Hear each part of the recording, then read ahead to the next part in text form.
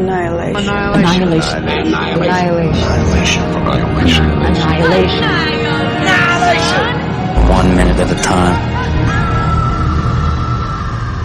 At first I was furtive, unraveling only at night, and only by the light of a single oil lamp, whose mauve shadows swooned over the surface of the weave, an effect I only later learned to make, a secret between myself and the shuttle's slow, deliberate slide across the frame. And who's to know the shame I felt, as if each new row I wove were a promise I would break, every ripping out a lie in reverse. My sins, and they were sins of erasure, of abstaining from whole cloth, and worse, sins of pleasure too. The feel of a loosened strand juddering across the hem. The way the weft raised itself up lewdly, like a lifted dressing gown. Sometimes I think the loom looked better, bereft of thread. The truth is, not long after he left, the suitors became fewer, came only to pass the time, to trade their embellished tales of hardship and renown, not to watch a woman weave on epic tapestry in the corner of a room.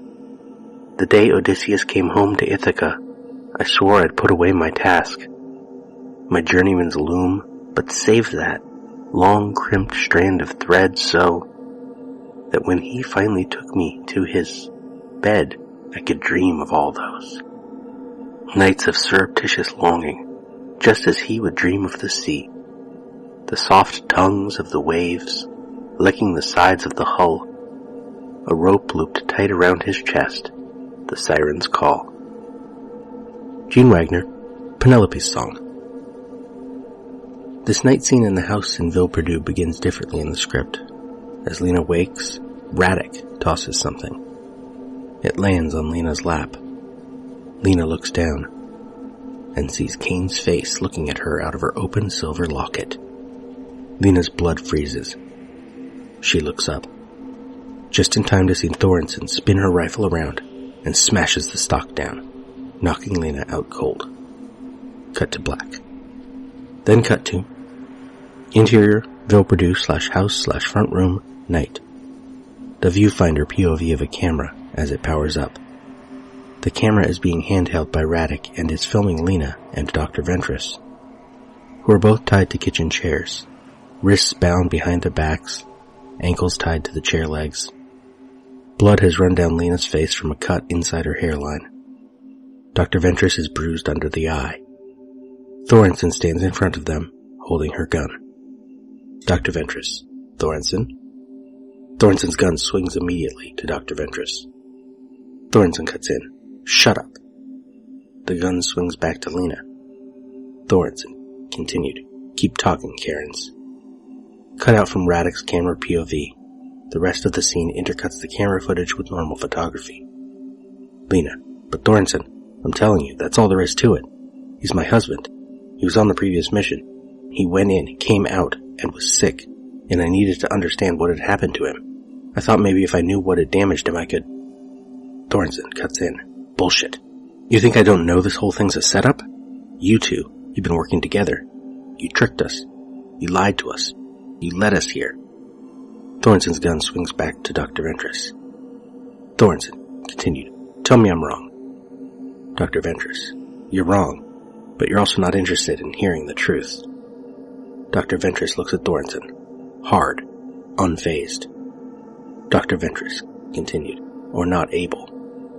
Thorensen. What do you mean by that? Dr. Ventress. Isn't it obvious? Dr. Ventress looks to the video camera. To Radek. Dr. Ventress continued. Tell me, Radek, if the shimmer is refracting us physically, couldn't it refract us psychologically too? Our perception? Our minds? Thorensen. Wow. You're a real piece of work, Ventress. Dr. Ventress. Does Thorensen's behavior seem rational to you at this moment? Does it seem sane? Thorensen. See what she's trying to do, Radek? See how she's trying to twist this? Dr. Ventress turns back to Thorensen. Dr. Ventress. You really can't see that what's happening in this room is exactly what happened on the previous missions? Radek. Thorensen. It is possible. What she's saying? Thorensen. Jesus Christ! Don't listen to her. Radek, but it is possible. Think about what's happening in this place, the things we're seeing. We could all be locked in some kind of rolling hallucination. At that moment, Radek is interrupted by the sound of screaming. Except in the film, Radek is tied to a chair just like Lena and Ventress are, and all three are gagged.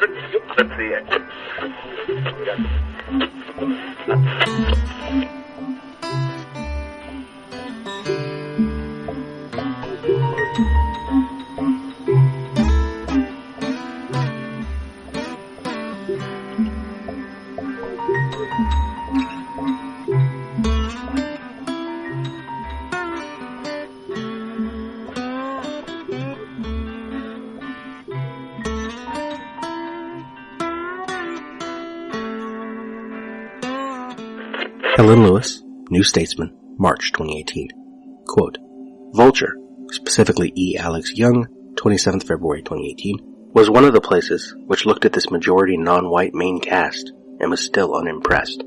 The casting of Rodriguez and Thompson, it said, creates a familiar dynamic in cases of whitewashing, where people of color are pitted against each other. There's no reason why Garland couldn't have cast Thompson and Rodriguez, as well as cast the other characters true to their ethnic descriptions in the book. The ethnic backgrounds of Lena and Ventress came from the later books in Vandermeer's trilogy. Garland was too busy adding stolen elements from J.G. Ballard to bother with more Vandermeer. But back to Lewis.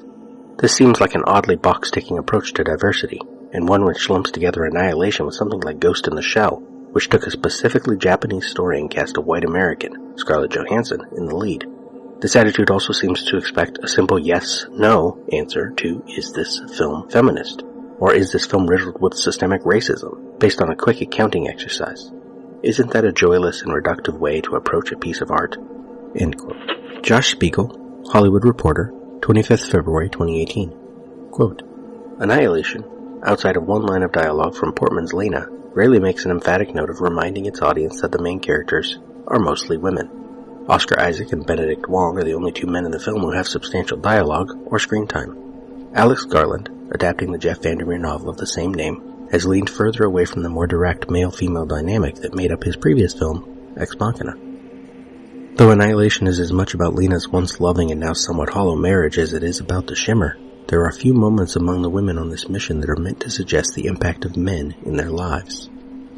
Arguably, it's this nonchalance, either built into the source material or the choice on Garland's part in writing the adapted screenplay, that works in Annihilation's favor. Though the images of these women, all toting guns and prepared to take out any mysterious alien creatures that may be waiting for them, are striking, the film does not try to linger on them deliberately. There is, in essence, no attempt in Annihilation to metaphorically nudge the audience to remember how this story is female-driven. It just is female-driven. What's more, the female characters in Annihilation all seem fairly driven and active. Their choices are their own, not made because of the men in or out of their lives.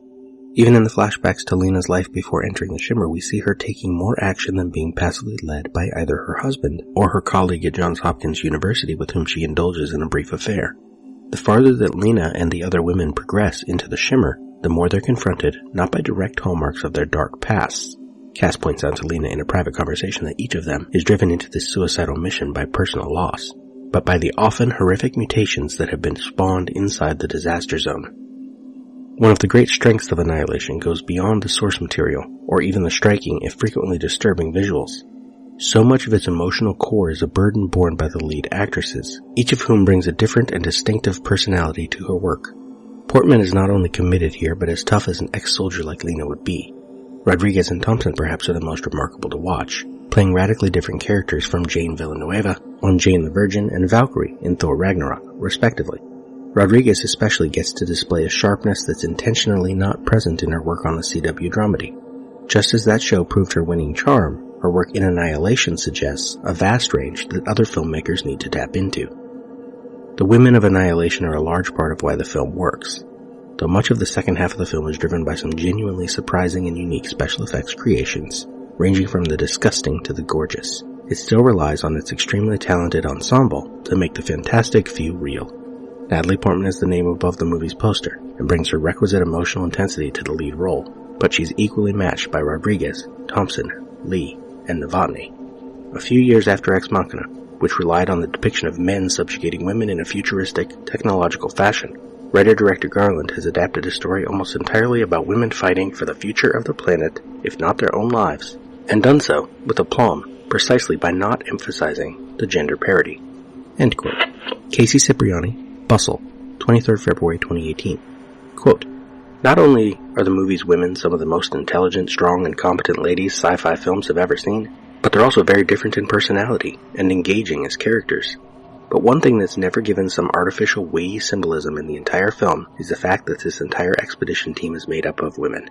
There's one single moment when Dr. Ventress is assembling the team where Lena remarks that it's made up of all women, but that's literally the first and last time their gender is even mentioned. There's no conversation about, we're trying all women this time because, or any remark about their femininity, female nature, or gender whatsoever. Their being women is just a matter of fact. It's this insignificance that makes the movie significant. End quote. Ann Cohen, Refinery 29, 22nd February 2018. Quote, having 5 female leads would be enough to make Alex Garland's mesmerizing work of science fiction, based on the first novel in Jeff Vandermeer's Southern Reach trilogy, stand out in a genre that has traditionally been, and mostly remains, white male-centric.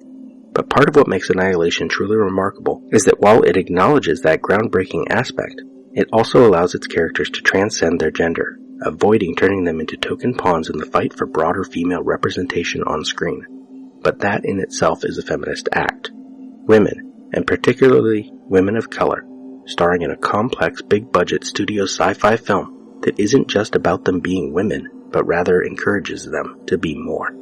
End quote. Kyle Shutter, Medium, 25th March 2018. Quote, in Annihilation, Natalie Portman, the childless wife of a military man, has to go out and find him. After cheating on him, evidence that something is not right in her own psyche, she must find new life and understand the world again. Natalie Portman is a scientist and goes out with an all-female band.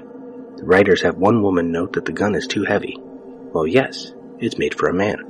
The women in the band take on the responsibilities of men. They have the guns. They are scientists. Reason and logic are symbols of the masculine. The writers go out of their way to show that none of the women have children and have lost themselves. They are damaged goods looking to find something. For millennia, we have been successful as a species by respecting the masculine and feminine. Women have the most important role in our species, to have children. Men have a supporting role to make sure that children stay safe so that they can become successful mothers and fathers and so on and so forth, ad infinitum. End quote. Mary Beard, Women and Power. Quote, I want to start very near the beginning of the tradition of Western literature and its first recorded example of a man telling a woman to shut up, telling her that her voice was not to be heard in public.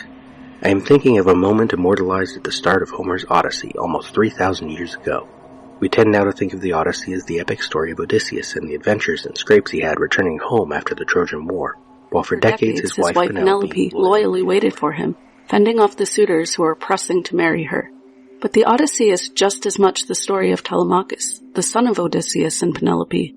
It is the story of his growing up, and how over the course of the poem, he matures from boy to man.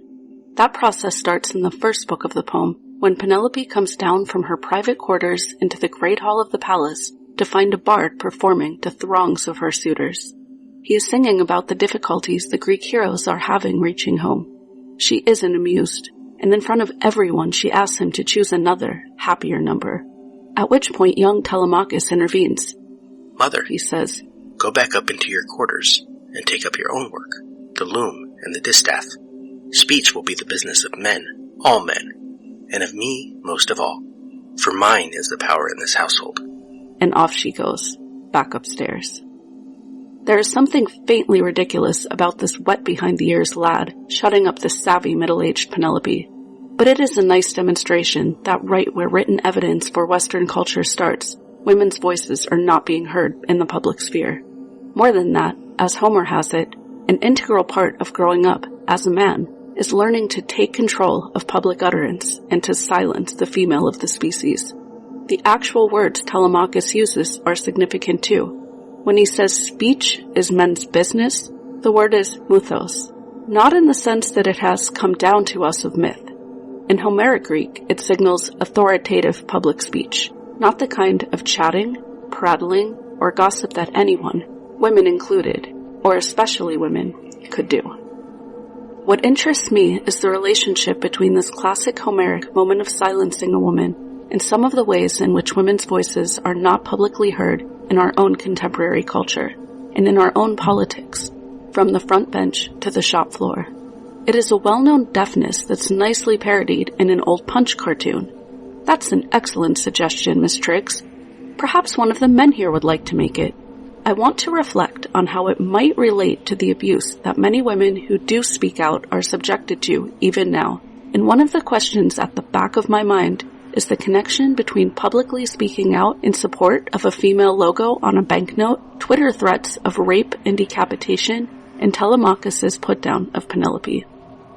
My aim here is to take a long view, a very long view, on the culturally awkward relationship between the voice of women and the public sphere of speech-making, debate, and comment, politics in its widest sense from office committees to the floor of the House. I am hoping that the long view will help us get beyond the simple diagnosis of misogyny that we tend, a bit lazily, to fall back on. End quote. Lena wakes, gagged, tied to a chair. Second 2, angle from the right, Radek, Lena, Ventress, all tied to chairs. A bright light beyond them, and moonlight outside curtained windows. Lena turns left, sees Ventress, turns right, sees Radek, faces forward. Cut to Thorensen, from her left, mostly in silhouette. Framed at the far right edge of screen, leaning against what we will soon see are built-in cabinets. Thorensen dangles Lena's locket from her right hand. Thorensen, brother? Boyfriend? Close on the locket, silver, twisting, open. On Thorensen's hand above it, her beetle ring. Husband. It twists so that Kane's photo is visible. Cut to Lena, second 16, framed separately from Radek and Ventress, out of frame to the left and right, respectively. Barely lit, her breath is heavy, but on the verge of calming. The moment of panicking has passed. Second 19, back to Thorensen from her left. Husband. Cut to Radek from the front. She turns to look at Lena, eyes wide. Cut to Lena from the front. Why didn't you tell us? Lena speaks, but the gag keeps her from being understood. Second 26, a new angle. From behind Lena, framed at the left, on Thorensen, centered, in front of the wooden cabinet doors. Thorensen tilts her head toward Ventress. You know. Angle on Ventress from the front. Obviously. Angle on the room. Bright light at left. Row of chairs just right of center, facing right. Bright light, then Thorensen against the cabinets. A rifle leaning against those same cabinets to her right. Thorensen steps away from the wall, toward Radek, but she doesn't get far. Did you know? Angle on Radek, second 35. She shakes her head, slowly at first, then faster, tears in her eyes. Medium shot, Thorensen, second 39, nodding as Radek sobs off screen. Okay. She sniffs. The camera slowly tracks right. Thorensen moves that way as well.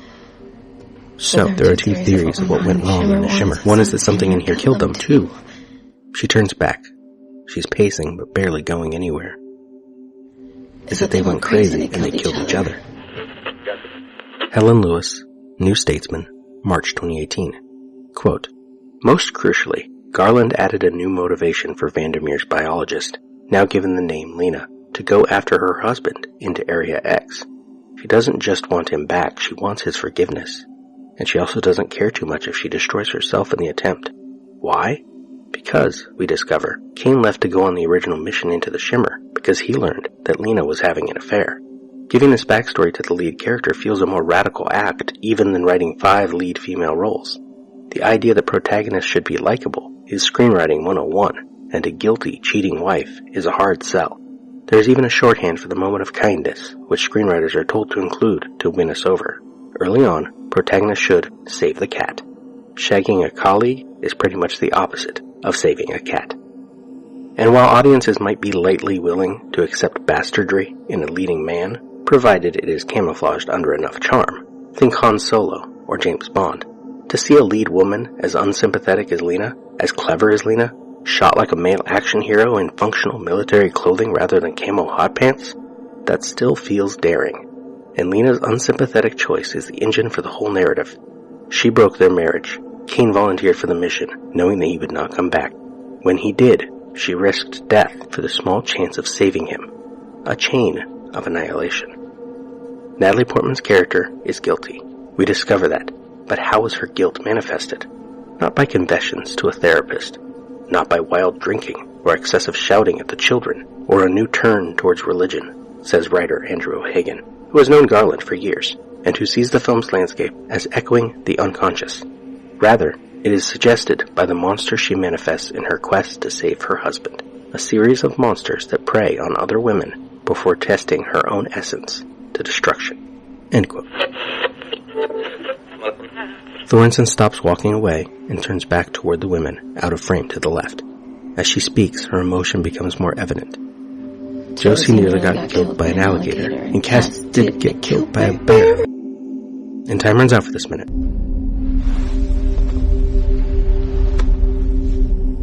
We spoke. What was it we said? Wordlessly watching, he waits by the window and wonders at the empty place inside.